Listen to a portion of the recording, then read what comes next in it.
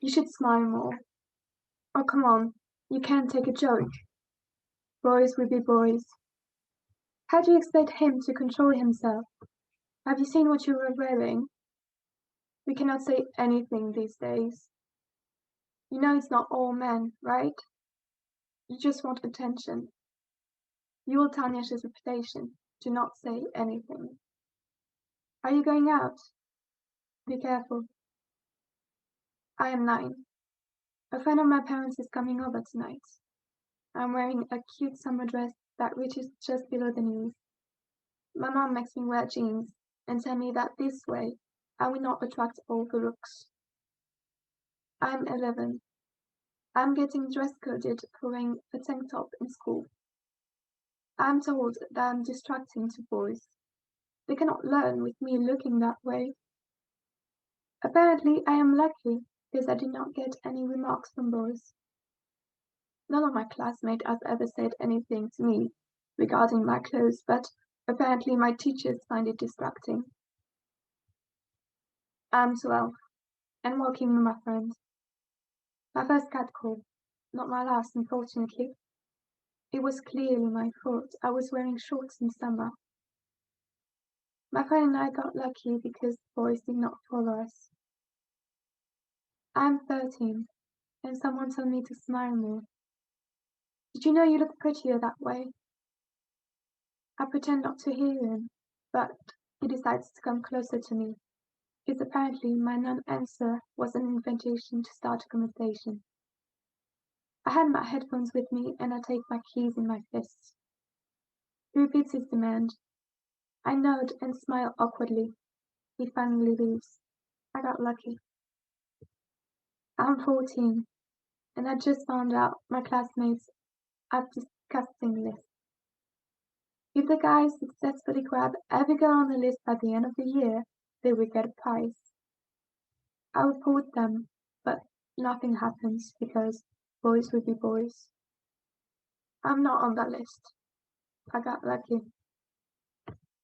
I'm 15.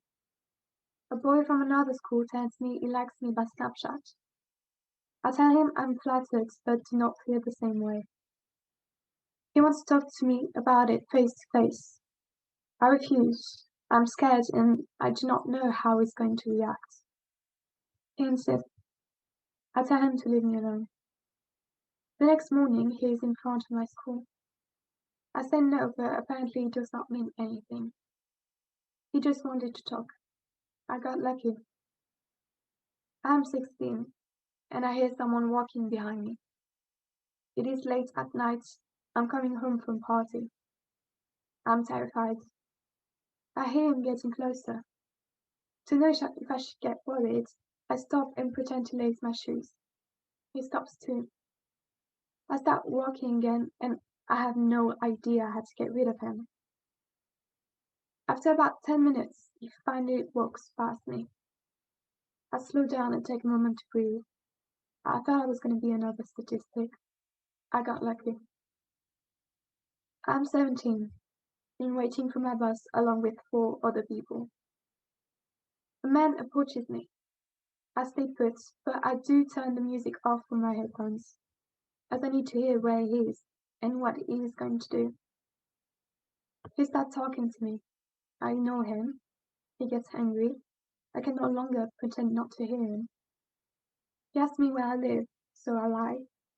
He gets closer, and I hope someone will act. The people with me ignore my attempts to make eye contact. I just need a little help. The man was about to touch my arm when a bus arrives. It is not mine. I get on anyway. He follows me inside. I pretend a passenger on the bus is a friend of mine. She plays along. He leaves me alone.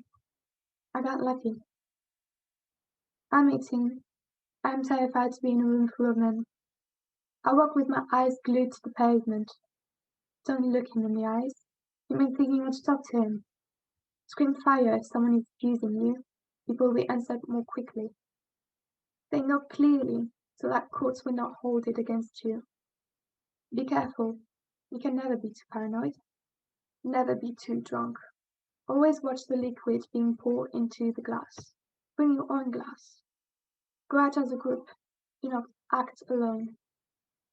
I'm 18, and I don't have enough fingers to count the number of friends who did not give their consent.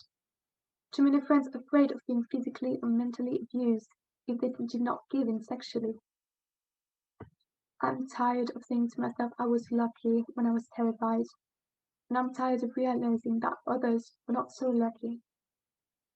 It is not all men, but enough for me to walk to my car with my keys clutched between my fingers. Not all men, but enough for me to try to learn how to defend myself.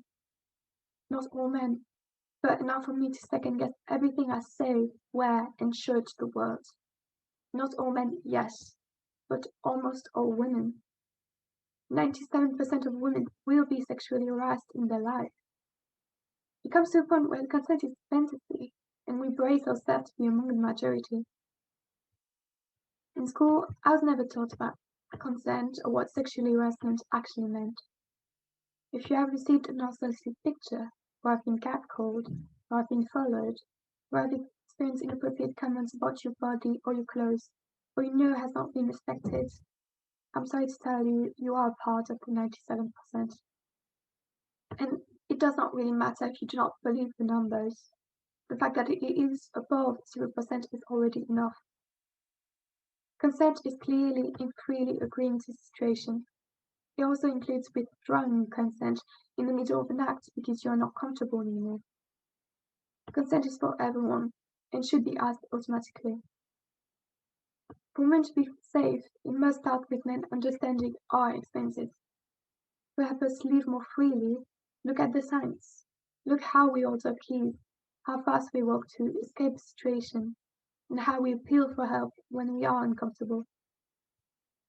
These situations described above are relatable because we experience them daily.